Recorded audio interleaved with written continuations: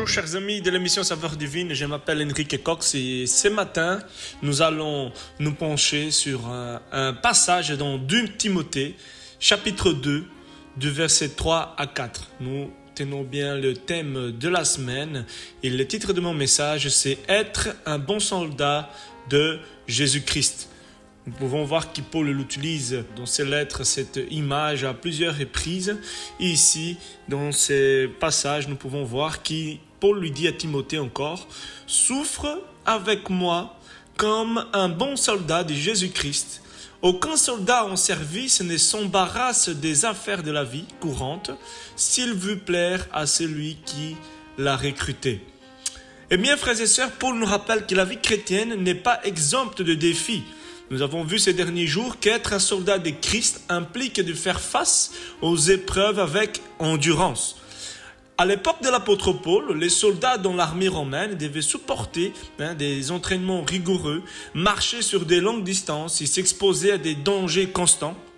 Et en fait, de la même manière, les chrétiens est appelés à rester fermes face aux oppositions spirituelles, aux pressions sociales et aux luttes personnelles que nous pouvons faire face au long de notre vie. Donc, dans ces passages dans 2 Timothée 2, 3 à 4, chapitre 2, versets 3 à 4, Paul développe, on peut dire, 2 qualités essentielles du bon soldat de Jésus-Christ.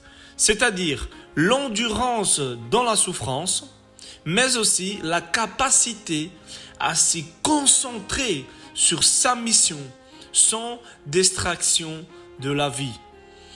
Donc vous savez, ces qualités, bien que tirées d'une métaphore militaire, sont vraiment applicables à notre vie chrétienne, sont vraiment porteuses d'une leçon pour nos vies.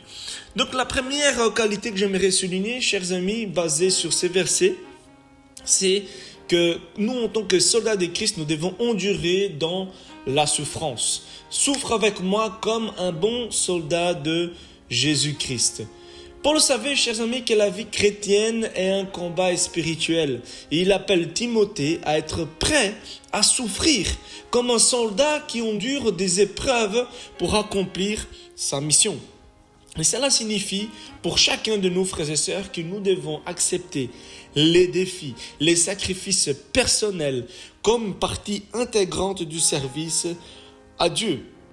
Il est vrai que beaucoup de chrétiens doivent parfois abandonner les conforts, la famille, la sécurité pour prêcher l'évangile dans des endroits hostiles. Leur endurance face à ces sacrifices est un témoignage vivant de la foi. Ils souffrent vraiment, ils endurent de cette souffrance. Ils souffrent comme un bon soldat de Jésus-Christ. Cependant, il y a des autres défis aussi, que nous pouvons dire modernes, qui s'est résisté par exemple à la pression sociale. C'est une manière aussi de souffrir en tant que croyant.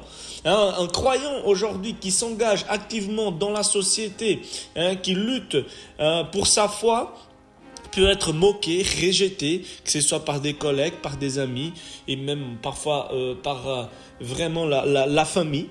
Pourtant, cette souffrance fait partie du bon combat de la foi.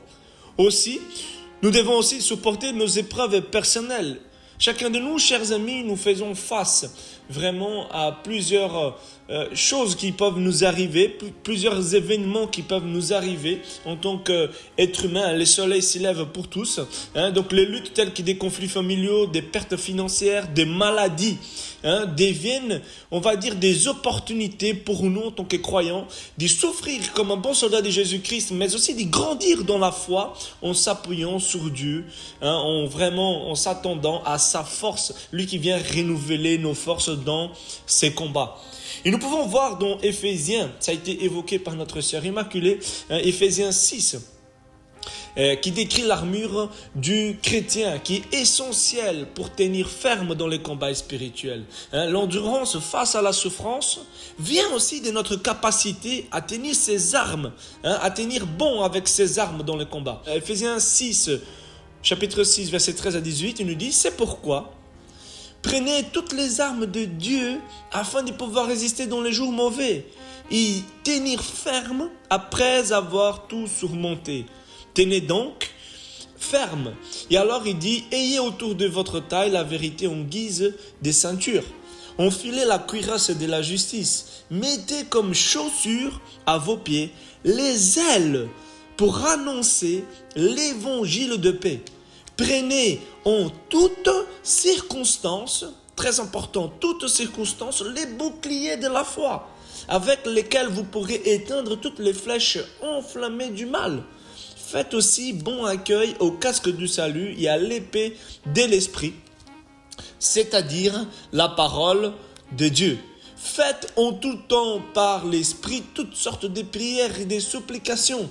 Veillez à cela avec une entière persévérance et en priant pour tous les saints. Chers amis, voici quelques réflexions pour nous. Comment réagissons-nous aux défis et à l'opposition dans notre foi? Est-ce que nous tenons ferme? Est-ce que nous endurons la souffrance comme un bon soldat de Jésus-Christ? Est-ce que nous tenons les armes que le Seigneur nous a données?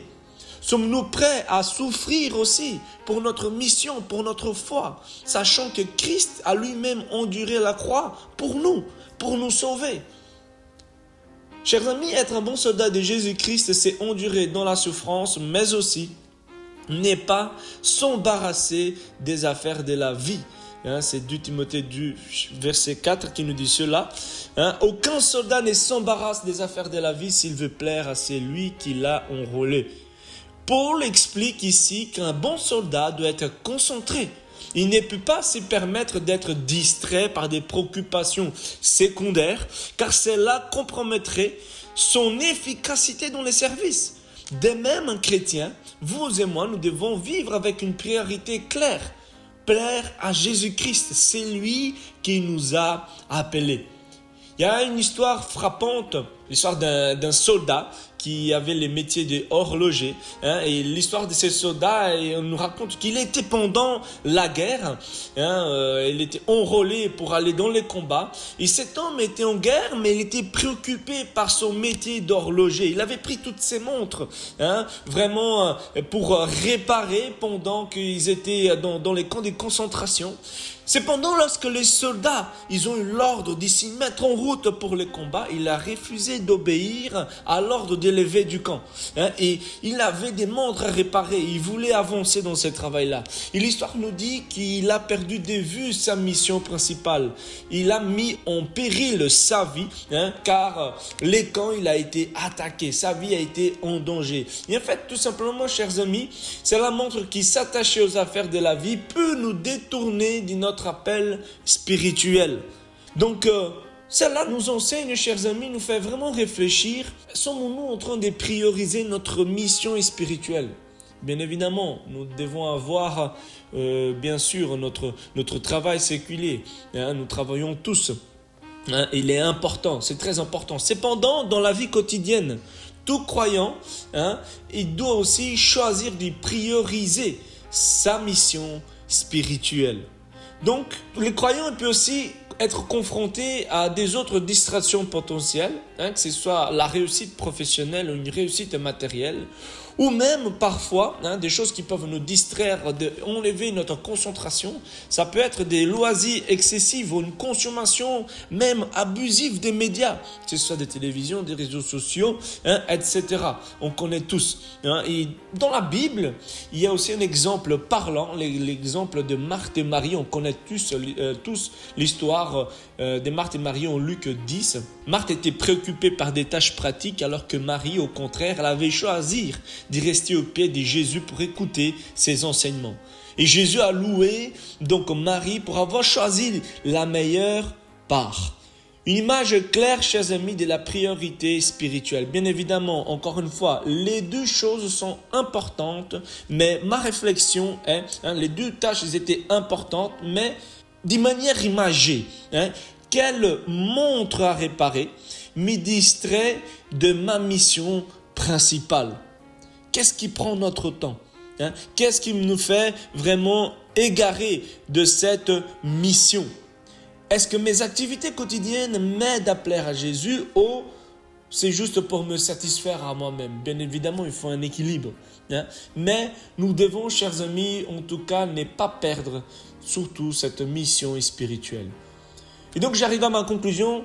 Un bon soldat de Jésus-Christ combine, frères et sœurs, endurance, concentration. Et qui vient s'ajouter bien évidemment aux autres leçons de la semaine, que ce soit la discipline, etc. Mais endurer la souffrance, ça veut dire accepter les épreuves comme un moyen de glorifier Dieu et de grandir spirituellement.